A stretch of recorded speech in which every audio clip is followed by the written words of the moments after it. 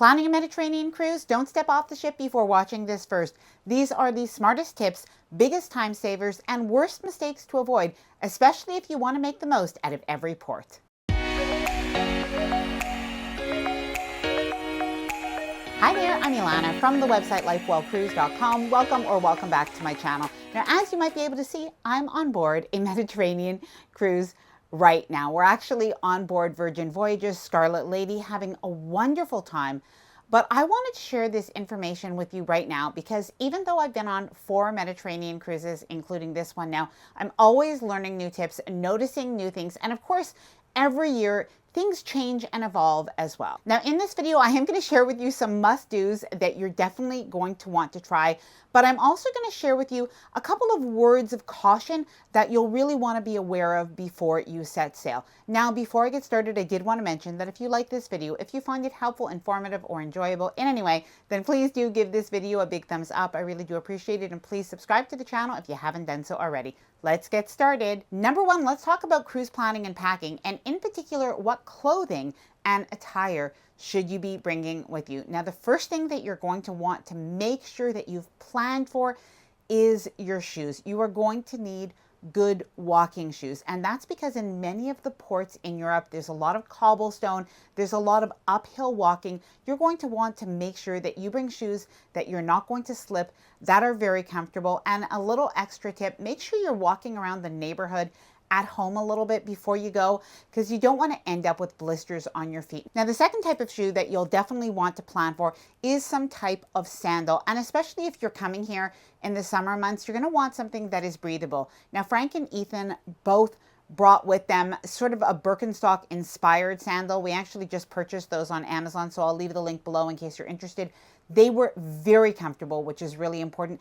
And they used them even pre-cruise when we were in Barcelona, as well as on excursions and in ports. And in my case, I brought a couple of pairs of sandals, and honestly, I did not pack light. This is an 11-day cruise, so I did pack with a checked bag. Now, also to plan for, especially if you're going to Italy, is the churches in Italy, they tend to require women to cover their shoulders, or men even to cover their knees, and women to cover their knees. So no short shorts. Now, this is especially the case if you are visiting the Vatican. So make sure that you do plan that attire, and women, make sure that you bring some sort of shawl or light cardigan or scarf to cover your shoulders just in case. Number 2, fly in early. Make sure when you are planning your flights, especially if you're coming overseas from North America, that you fly in 2 days early. You're going to want to have time to visit that port city. It absolutely is worth it, but you also want time to acclimate to the time change and also to get over your jet lags so that by the time you get on your cruise, you are absolutely ready. And something to keep in mind is if you only fly in 1 day before, if something happens with that flight, if there's a delay, there's a chance that you may not make it. Taxis and transportation. Now, this is something I had never noticed before, so it may not be new, but it definitely was something new to me. And it is a way to avoid getting scammed or paying more money, let's just say, and maybe we can call it best practice. And by the way, I do have a couple of scams that we saw firsthand. I'm going to share them later on in the video so that you know what to watch out for. But when we took a taxi from our hotel to the cruise terminal, the driver, when we got there, told us it was going to be 24 euro. Now, I asked him to repeat it, not in any bad way. I just wasn't sure if I heard it correctly. And then he said to me, is it cash or credit card? So then we said it's credit card. And then he said, oh, it's 19 euro. Now, you know, that's 5 euros difference. So I assume that if we would have paid cash, he would have pocketed that instead of putting it on the meter and declaring it. In any case, we asked him for a receipt as well, which my understanding is they actually have to give you. So it is a good idea. Make sure that you have a credit card when you're in Europe. And although it's certainly a good idea to have the local currency and to have small bills with you in some circumstances, you do want to pay by credit card for most things, and credit cards are widely accepted. Be sure to research your cruise ports of call and book your shore excursions wisely. Now, something that we did this year, and we've never done this before, by the way, is we did a pre-cruise excursion. Now, we did our pre-cruise excursion with Shore Excursions Group, which, by the way, is sponsoring this video. We've used them for about 2 years across many cruises, and several different itineraries, but this is our second Mediterranean cruise where we're using their excursions, and they are absolutely fabulous. Now, we visited Barcelona before, so what we decided to do is do a tour to Montserrat. It was absolutely incredible. We took a train up, and then we had a wonderful, informative local guide who was able to tell us about the history of Montserrat. It was honestly a perfect morning and probably one of the best excursions that I've ever done. Now, one of the things that I really like about booking with Shore Excursions Group is the fact that it's so easy to look up the excursions for my specific cruise. So you could actually see all of the excursions that are available by port, but you can also see an overview of your entire cruise, and you could see the multi-port packages, the specials that they have, and you could read real reviews from real people on those excursions to see if that is the best excursion for you. Now, Shore Excursions Group specializes in cruise travel, which is why when you go on their website, you're going to be able to find your cruise ship with your exact itinerary, which makes it very easy to shop and look at excursions. Now, not only are their prices better than the cruise line, up to 40% off, but one of the things that I like best is the fact that they have higher quality, smaller tours. You could even get private tours if you like. In fact, yesterday we did a shore excursion in Cannes, France, and our driver picked us up. We went to Monaco, Monte Carlo, and the town of Ez.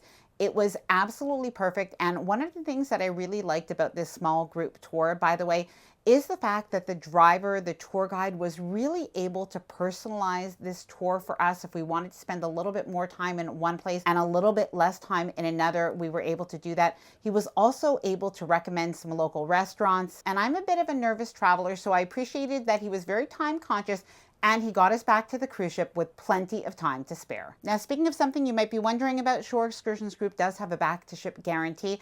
And by the way, something that you should take a look at when you're looking for your own Mediterranean cruise is take a look at the multi-port packages. So if you do 2 or 3 excursions, sometimes there's an additional discount, and there are discounts and specials on some popular excursions as well. Now, I'm going to leave a link to the Shore Excursions Group website down in the description below this video, as well as a pinned comment in case you want to check them out. Download WhatsApp. Now, if you're in North America, you may not use WhatsApp on a regular basis, but in Europe, they communicate pretty regularly with that. And something that we noticed is our shore excursion driver actually contacted us through WhatsApp. It was very easy to communicate. So this is something you'll definitely want to make sure that you do before you go on your cruise. And speaking of downloads, if you're using an eSIM, make sure that you download and you activate that before your trip, and make sure that you download Google Maps and Google Translate as well. Okay, so let's talk about currency, conversions, and tipping. So firstly, when it comes to money, in most of the Mediterranean, you are going to be using the euro. So make sure to get some euros out before you go. You don't want to use US dollars or Canadian dollars in Europe. You definitely want to have the euro, but you can use your credit card as well. And most places are going to take a credit card. So I do suggest this. So rather than having a lot of cash on you. Now, when it comes to the conversion rate, if you are paying with your credit card, you're going to see on the little pay machine, it's going to ask you if you want it to be converted to your currency or to pay in euros. What you'll want to do is tap pay in euros and let your own credit card do the conversion, because it is going to be more advantageous than if you do it the opposite way. Tipping. Now, tipping is very different than in North America. And at most restaurants, the waiters, the servers don't really expect a tip, but what is customary is that people tend to round up. Now, from what I understand, when you're at a casual restaurant, you'll round up just a little bit to 1 or 2 euros. And if you're at a finer dining establishment and the service is good, you can give about 10%. So as a rule of thumb, 1 or 2 euros rounding up, or 5 to 10%. And again, a tip is not expected. Now, that being said, if you're in France, take a look, because usually a service charge is going to be charged already. So you do not have to tip extra above that. But if you do want to leave a small little something, you can. Now, just to be aware, if you're in a touristy area and they know that you are from North America, the servers may expect a larger tip, but it's definitely not necessary. You'll also want to watch out for a cover charge. In Italy, this is pretty common, that when you sit down to have your coffee and a pastry, you may be paying an extra euro or 2, or even more sometimes, versus when you take it away. Now, when it comes to tour guides, if you're on a group tour, it's customary to give 5 to 10 euros per person for a full day tour, and 1 to 2 euros per person for the driver. The VAT refund. Now, if you're going to be buying any expensive items, maybe you're buying a luxury handbag, maybe you're buying a nice belt at one of the stores. And by the way, there's a nice selection in Europe. So if you want to buy yourself something special and have a great memory, maybe do this. There's nothing wrong with it.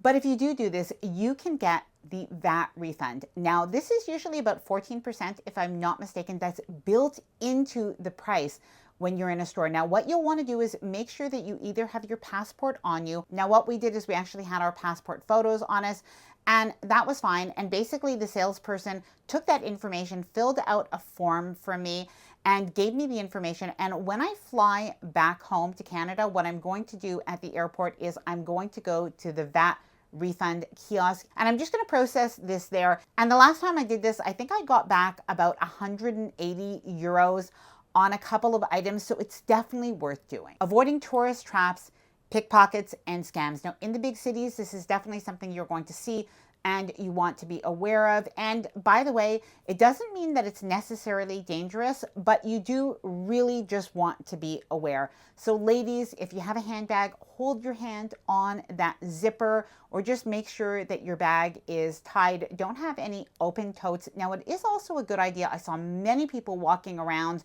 with phones on lanyards around their neck or worn crossbody, or sometimes men wearing like a phone on their wrist with a little strap. And if anybody offers you a bracelet, a balloon, or to take a picture, this is not free, so it's best to walk away. Now, in terms of tourist trap restaurants, you're definitely going to see some restaurants that are overpriced.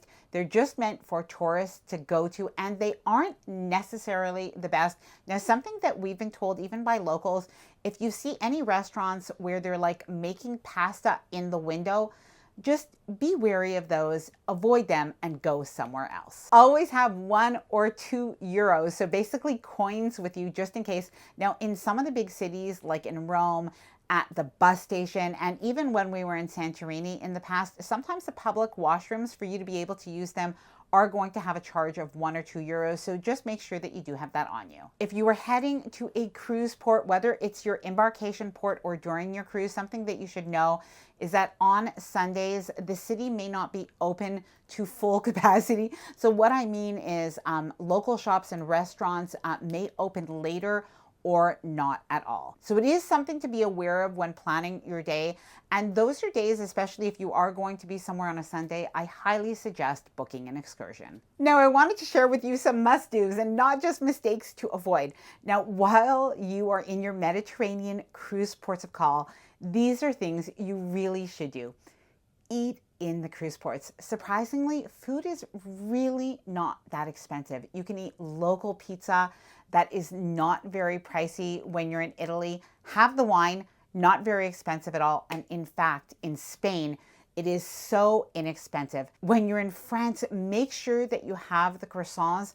I'm from Montreal, Quebec, and we have some decent croissants, but nothing beats the butter in France. Absolutely delicious. And we had an incredible focaccia and tomato sandwich. Highly recommend. Oh, and the gelato. I'm sure I'm missing a few things. Please do leave your suggestion for the must-dos to eat and to see down in the comments below, and I'll make a future video as well. So please let me know if you want any Mediterranean cruise recommendations. Please let me know if you'd like to see a part 2. Now, I'm going to leave a link to the Shore Excursions group website down below in the description of this video, as well as in a pinned comment, and I'd love to hear from you. Please let me know, when is your Mediterranean cruise and what cruise ship are you going on? Please let me know down in the comments below. Now, I hope that you enjoyed this video. If you did, please do give it a big thumbs up. I really do appreciate it. And please subscribe to the channel if you haven't done so already. Bye for now, and happy cruising.